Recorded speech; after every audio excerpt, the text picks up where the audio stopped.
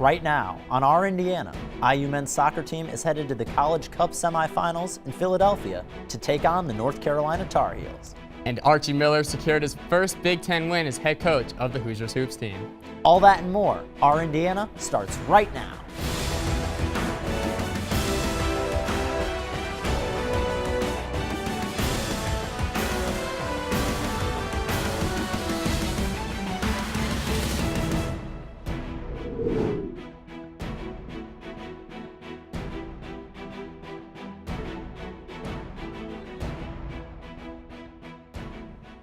Hello and welcome to Our Indiana. I'm Joe Canter. And I'm Spencer Davis. Our first story tonight, the IU volleyball team has parted ways with head coach Sherry Dunbar-Curzan after 11 seasons with the program.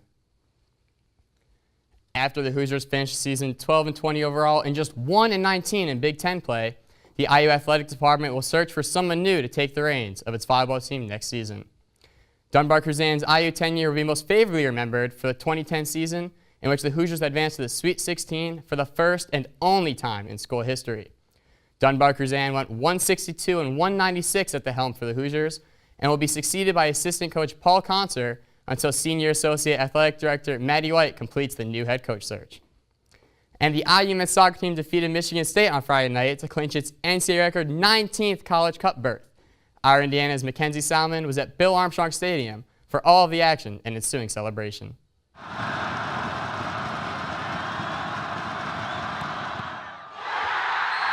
Philadelphia is the next stop for the Indiana men's soccer team after freshman goalkeeper Trey Muse saved Giuseppe Barone's penalty kick to advance the Hoosiers to their 19th College Cup in program history.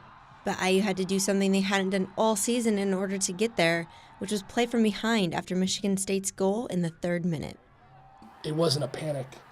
And I know Michigan State is a team that, having to defend as long as they kind of got in that defensive score. Early goals aren't always the best. I mean, we'd always take one, but when it's super early, it can get you in a little bit of a defensive stature. It wasn't until the 60th minute when Trevor Schwartz found the equalizer off a corner kick that would eventually send the game into overtime and penalty kicks. Muse, who could only watch from the bench in the Big Ten Championship penalty kicks, rose to the occasion tonight, saving 3 of 5 Spartan penalty kicks. Today I got the nod and I just felt confident and excited to go out there, and then once I pulled that first save out, I was just kept going, and then I made that second and third, and I don't know, it's a great feeling. They try to do what they can to throw me off a little bit, so I'm prepared for that, and the coaches definitely prepared me for that. After tonight's win, the quest for 9 continues for the IU men's soccer team as they head to Philadelphia next Friday at the Talon Energy Stadium. Obviously, the ultimate prize is the national championship. So we're very happy that we're still in it and can't wait for the College Cup. It's a great feeling. I mean, I'm excited for my teammates just to be able to finish out here. Our home field for the seniors to get a win, I think it's a great feeling, and we're definitely excited to go to the College Cup. They've left their mark and they continue to leave it. And we're always trying to live in the moment and let these guys understand what they're doing currently. They've changed a lot of banners today in our stadium. They're forever going to be in our locker room. And we don't want to lose sight of that when we always have the ultimate goal of winning a championship. Hard to really leave your mark here, and this group's doing it in so many ways. For Our Indiana, I'm Mackenzie Salmon. Thanks, Mackenzie. Indiana men's soccer will head off to Philadelphia this week as they prepare for their NCAA record 19th College Cup appearance, and their first since 2012. They'll square off with the 3-seed North Carolina Tar Heels in the semifinals.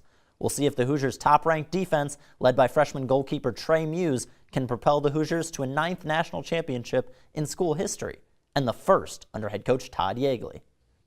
The Indiana wrestling team improved to 6-1 after sweeping its final non-conference duels 3-0.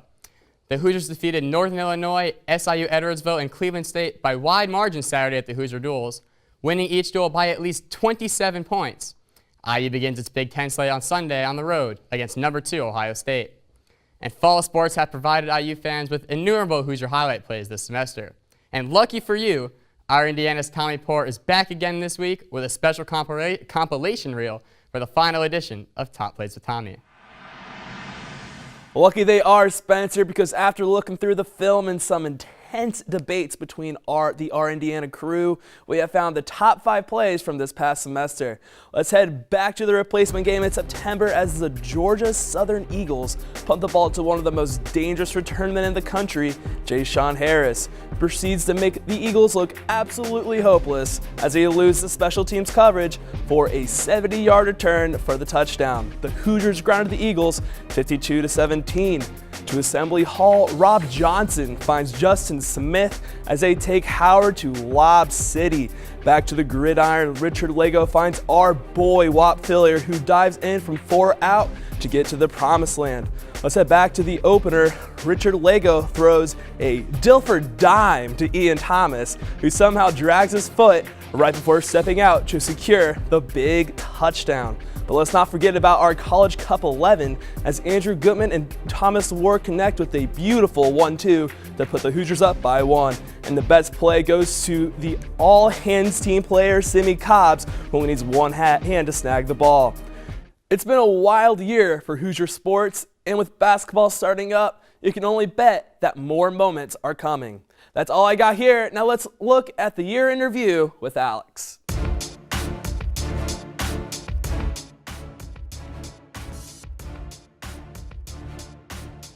Thanks, Tommy. Since our season is coming to a close, we wanted to take the opportunity to bring a few of our hosts and anchors back today to recap some Hoosier sports before we sign off for the semester. We're happy to have our own Zan Piarli, Mackenzie Salmon, and Brandon Riley here. Each of them report for different Hoosier sports, so we're happy to hear their take on a couple fall sports themselves, their season so far, and the future of each team. Mackenzie and Zan follow soccer, men's soccer, pretty closely, so they've had a lot of success this season. They've been exciting to watch. We kind of want to see what's gone into that this season, what you guys think are the big factors that played a role in their success so far. Well, I think for me, what was really cool to see this season from the guys is how close all of them were.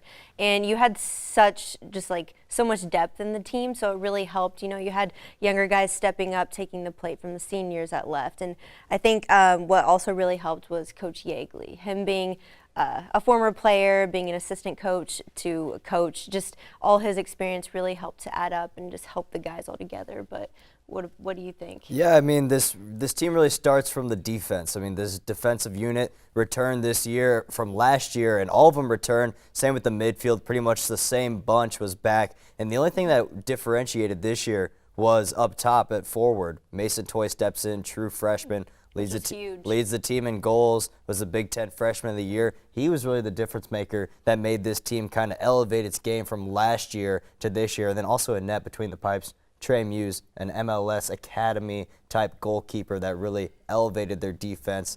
Although that defense was already stout in front of them, he really took them to the next level. Yeah, and the most exciting thing about that is we get to keep seeing them play. Yep. They're not stopping in the fall. They're making their way into winter.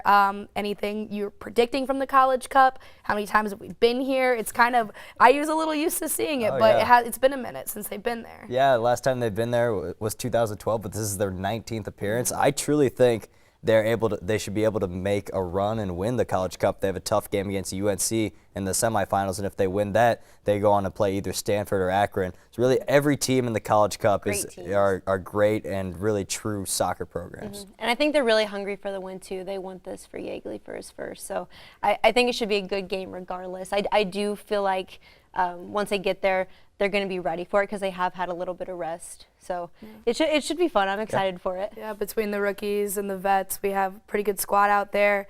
As much success as we've seen on the field, it hasn't been the same on the court for volleyball. We expected a lot more from them. I know, Brandon, you've called a ton of games for them. You follow collegiate volleyball very closely, and there's kind of a big coaching change going on within IU volleyball as well. If you have any insight on that for us? Yeah, they did not have a very good year this year, mainly because of the lack of experience they had. I mean, luckily they do only lose 2 players from this year's team, so that's a plus. And they had a lot of young players step up, and you know, it showed that there is a brighter future for our IU. Now, whoever inherits this program also brings them back, and a good recruiting class, one of the best in Coach Dunbar's, if he can keep them. Yeah, so is there anyone you have in mind that you could see filling that coaching role, or kind of your superstar hopeful that you'd love to see take over the program and kind of turn it around? One person that I would love to see IU go after is head coach Matt Botsford. He coaches for Florida Gulf Coast University. He's from Indiana, actually. You know, he was the lead recruiting assistant at Notre Dame. Brought in a big-time recruiting class at Notre Dame that ranked 13th and 15th nationally. Won 2 conference titles at Colorado State as an assistant, and he also is now, his past 3 seasons at Florida Gulf Coast, they've eclipsed the 20-win mark. So he knows how to develop players, he knows how to recruit, and he knows how to win. So if they want to compete in the best conference in college volleyball, they're going to have to go after someone like that. Well, hopefully they can lock down someone who's going to further their program, help it develop and whatnot. But be sure to follow men's soccer all the way to Philly for the College Cup. It's really exciting. Only happens every once in a while, but hopefully it can happen even more. Follow our winter sports all the way into spring as well. We're going back to you at the desk, Joe. Thanks, guys. Well, that was some great banter about IU athletics. And no one knows IU athletics better than our own David Williams. He took to the streets once again to capture the buzz surrounding the fan base's love affair with IU basketball. This is Hoosier on the Street. I'm here outside Simon Scott Assembly Hall to catch up with IU students and fans alike to see how they feel about IU athletics. This is Hoosier on the Street outside the hall. What is your favorite part about IU athletics? Probably just like the atmosphere, getting hype, and really get into all the games. All right, and Definitely the student section chants. Probably the assembly hall environment. The basketball. the basketball, and for you? Football. I love going to the games with all my friends and just hanging out, either before the game or after, but I also just love watching it because I'm a huge sports fan. So. All right, well, great. And for you? I'll say the tradition, the spirit, and the history of it. It's got to be basketball. I mean, there's nothing like being in Assembly Hall when it's a packed crowd and it's really loud on the court. It's great. Is there anything other than basketball? Basketball, football, and women's basketball. All right, if you guys could describe IU athletics in one single word, what would it be? Prepared. Prepared. Determined. Epic. Championships, baby. Championships, baby. Sensational. Excellent. Unexpected. Killer. Hype. Historic. Phenomenal. Amazing. Lit. Fantastic. Tradition. Large. Large and in charge. Hot. Hot. Oh, definitely exciting. Godly. Perfect. Enthusiastic. All right, this has been Hoosier on the Streets outside the hall. For our Indiana, I'm David Williams. Thanks, David. Another great edition of Hoosier on the Street. We're going to take a short break, but when we come back, it's B-Ball Block, where we've got everything IU basketball, men's and women's. And then our Indiana's Dan Black will preview what Hoosier fans have to look forward to this week. Stay tuned.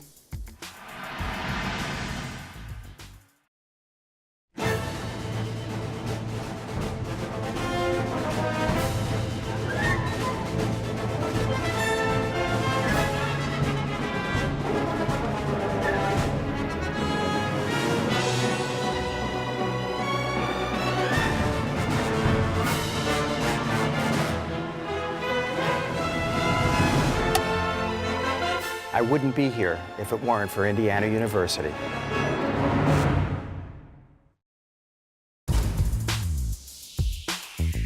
Welcome back to Our Indiana. The annual Big Ten ACC Challenge was underway this past week, and as always, the excitement was palpable at Assembly Hall. The Hoosiers squared off against fellow Blue Blood, the Duke Blue Devils, and our own Zan Piarli was at Assembly Hall to capture all the action. Indiana battled with Duke for 35 minutes Wednesday night, but with the game tied at 75 with 5 minutes to play, IU failed to make a field goal the rest of the game and didn't hit their free throws either, losing 91-81. Like I said, I think they turned it up. They made things very hard, some switches, keeping our guards in front of them. When we did get fouled, we went 0 for 2, 0 for 2. It's like a turnover. You know, if you get fouled and you go make 2 free throws, it's a different story. The free throw line killed us as much as anything, so when you say no field goals in 5 minutes, we got fouled. You got to be able to knock those in. Duke's freshman front court of Marvin Bagley and Wendell Carter were a huge concern for Indiana entering this game, but the Hoosiers held their own against them down low. Indiana outscored Duke in the paint by 2, even with Deron Davis being in foul trouble for most of the first half. Deron plays 3 minutes in the first half, so we didn't have that ability to post it. But I still think offensively in the first half, especially playing through Colin, he really is almost like a quarterback out there. He really knows what he's doing. Being able to play through Deron in the second half, one-on-one in the post, he's tough to deal with that type of space, and he delivered for us. He really played well. Although Indiana fell short tonight against Duke, there's a lot to take away from this game for Archie Miller's club, especially looking at the turnover margin. Just single-digit turnovers for the third straight game. That's the first time that's happened in IU history since 1996-1997 season. It gave us sort of an identity and a standard to which, a baseline level of we need to play that hard and that intense every night. And I think if we get better from here, day by day, drill by drill in practice, I think we'll be right where we want to be at the end of the season. The crowd energy inside of Assembly Hall was incredible Wednesday night, and it even caught the attention of a veteran Blue Devil. Well, they really brought it. They were loud from start to finish. They were loud when we went on runs, and they were loud when the other team went on runs. And so this was an amazing experience to play. Indiana now has to take their strong play from tonight with them moving forward as they begin Big Ten play Saturday at Michigan. For our Indiana, I'm Zan Piarli. The Indiana men's basketball team opened up its conference schedule this past week with games against Big Ten foes Michigan and Iowa. The Hoosiers struggled in Ann Arbor on Sunday afternoon, falling to the Wolverines 69-55. One of the lone bright spots in that loss, though, was junior forward Juwan Morgan, who put up a Big Ten career-high 24 points on 9 of 14 shooting and added 8 rebounds for IU. On Sunday, IU basketball fans got news of a roster shakeup when the team announced that sophomore guard Curtis Jones left the program. He intends to transfer at the end of fall semester. The Hoosiers evened up its Big Ten record at 1-1 on Monday night after grabbing a victory over Iowa at Assembly Hall. Here's our Indiana's Zan Piarli with the postgame report. Basketball is often a game of runs, and that proved to be the case Monday night. Indiana ended the first half on a 21-5 run against Iowa, but then the Hawkeyes opened up the second half on a 16-2 run of their own, making it a one-point game. I think coming out at halftime is a mindset. It's you don't have a lot of physical time to prepare, change much. You just can change your mentality. So I think that's the biggest thing that we had that little lull there, and we came in and changed our mindset after the timeout and got it back rolling. However, the Hoosiers would regroup and make 9 straight field goals, going on an 18-0 run in the second half to pull away and get their first Big Ten win, 77-64. I think we were able to regroup defensively, and then our defense to offense was pretty good in this game. I think you saw a much faster playing team than we were on Saturday. And again, I think the skill level that was out there with Juwan and Colin really spaces the floor, so we were able to get some really good unselfish plays, unselfish passing, and that team got going in transition. Colin Hartman was key in the win tonight, finishing with a plus-minus of 29, but also junior forward Juwan Morgan racked up his second double-double in 6 games with a 15-point, 10-rebound effort. Not so much as forcing, trying to create things off the dribble or anything, but it's just getting other teammates open, and if they're getting open looks, although I know they think it's going in, I always think it's a miss, and just getting on the glass, things like that, create all the opportunities for me. Big Ten play started a little earlier this year as Indiana went to Michigan on Saturday and now played Iowa at home tonight, but for Archie Miller, he likes the challenge. I think it's great. I mean, playing a Big Ten game here early, you get tested. You're on the road and you're at home. It's kind of one of those deals where you got to have that bounce back mentality. It's tough to do, but I like it. I think it's going to be great for our league as we continue to push forward with 20 games. Indiana will now take a break in conference play, but their schedule won't get any easier as they play at Louisville on Saturday. For our Indiana, I'm Zan Piarli. The Lady Hoosiers fell on the hardwood when they faced off against Maisha Hines-Allen and the number 4 ranked Louisville Cardinals. The Hoosiers saw some good things from their freshmen in this one, including a hot shooting performance from Jalen Penn. She had 17 points on the day. Indiana had this one as close as 8 points in the fourth quarter, but in the end, the Cardinals showed why they're the number 4 team in the country. Here's Hines-Allen. The Cardinals had 54 points in the paint. 24 of them belonged to Allen. Here she is saying, "That's mine, Isha." She's slippery, extends that long arm of the law up and lays it in. Louisville gives IU their 4th loss of the season. The Hoosiers would try to bounce back from a tough loss when they squared off with the Auburn Tigers, and our Alex Emhoff has the recap of that one. The Hoosiers were forced to battle through a slow start against the Auburn Tigers at home Sunday afternoon that eventually led to a loss, leaving them at 500 on the season so far. We made some really freshman-like mistakes. Tyra has 7 turnovers. Your point guards turn the ball over and not taking care of it. That sometimes can be a contagious thing. After turning the ball over 12 times in just the first quarter, IU easily dug themselves into a 14-point deficit. The first quarter really hurt us today. 25 points off of our turnovers. You won't win very many games when you do that. We weren't being very aggressive. We let them, kind of set the pace. While the Hoosiers out-rebounded the Tigers by double digits with a total of 33 grabs, but still shot well under 30% from both the field and the three-point, leaving IU head coach Terry Morin beside herself. Very disappointed in how we handled ourselves out there this afternoon. While Auburn dominated in the first half, the Hoosiers did show glimpses of what they can do in the third quarter. Freshman guard Jalen Penn stood out against Auburn, picking up her second double-double on the season and tallying 16 points for Indiana. I kept trying to, just give her some good juice, remind her that, we needed her to be great. It's good to see her knock down shots finally. The Hoosiers were able to outscore the Tigers 18-11 in the third quarter, bringing it to a one-possession game, but their mistakes early on were too damaging for the Hoosiers. Convince those guys in that locker room that are disappointed that there's a lesson here. We'll learn. We'll be better. The Hoosiers will look to bounce back on Tuesday at home as they host North Texas. For our Indiana, I'm Alex Emoff. Following the tough loss to Auburn, the Hoosiers were back in action on Tuesday when they hosted the Mean Green of North Texas, and I have the story from Assembly Hall. After dropping 3 straight games, Indiana women's basketball looked to get back on track Tuesday when they hosted the Mean Green of North Texas. The Hoosiers started off fast, controlling the first half, led in scoring by Tyra Buss and Amanda Cahill. But the Mean Green would battle back in the second half. Foul trouble for the Hoosiers' Jalen Penn and Ben Duyaney sparked a North Texas run that gave them the lead late. To come in here and play as well as they did and got a lead, and then they fought right back. So really impressed with where they were a year ago to where they're now.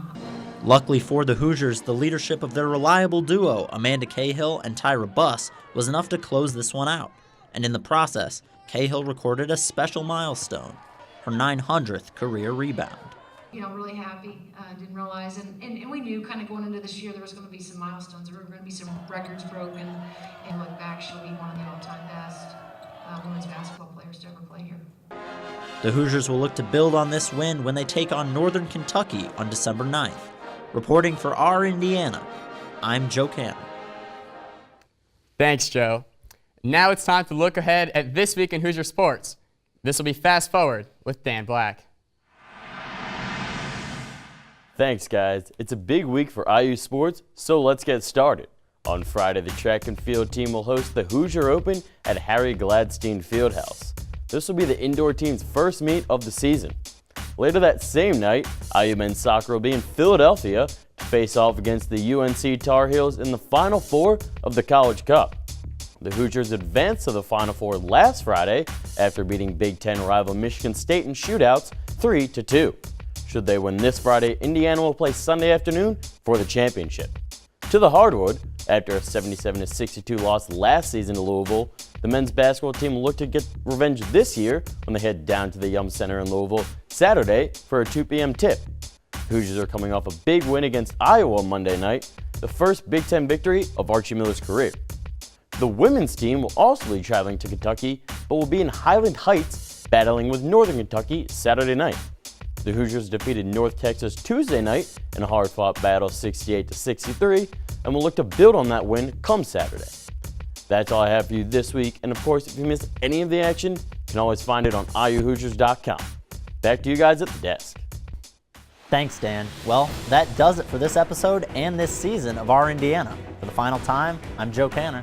And I'm Spencer Davis. We all had a blast putting each and every show together this semester, and we'd like to thank you for tuning in week after week. Until next time, this has been Our Indiana.